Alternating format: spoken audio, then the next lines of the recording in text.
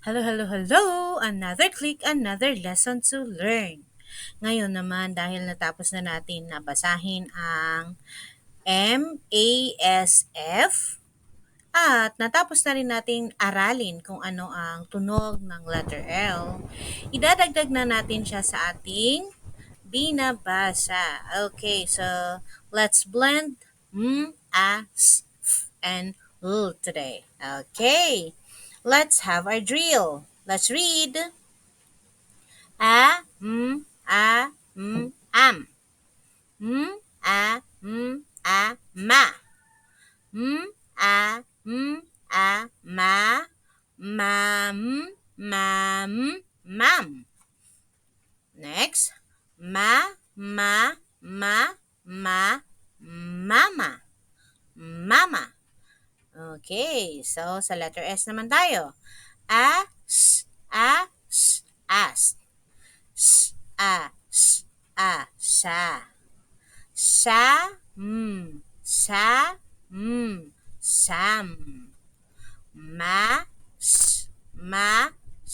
Mas.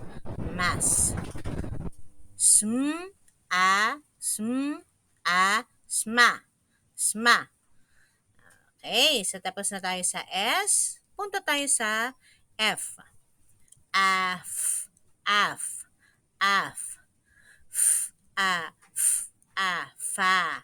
Fa.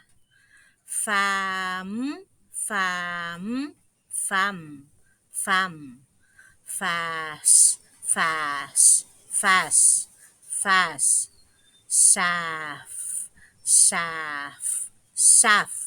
Saf. Okay, very good. At ngayon ay babasahin natin ang tunog ng L. L reads L reads Okay, so a l a l owl owl a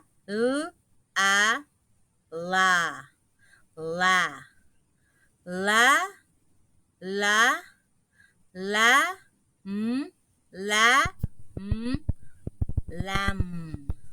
lam.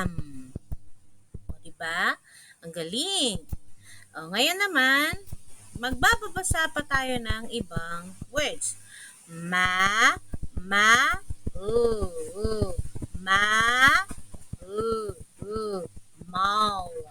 mal, sma,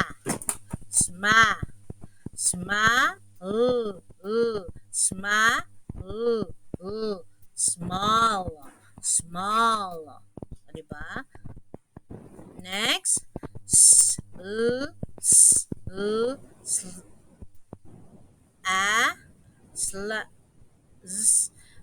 ulitin natin.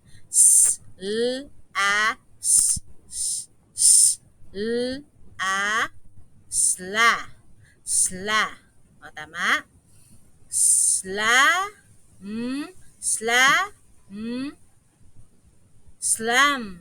Slam.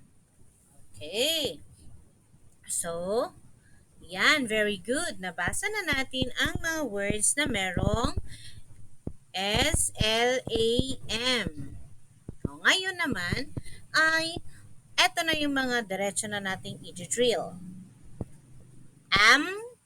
Ma. Mama. Mam. Next, sa baba, sam. Next, mas.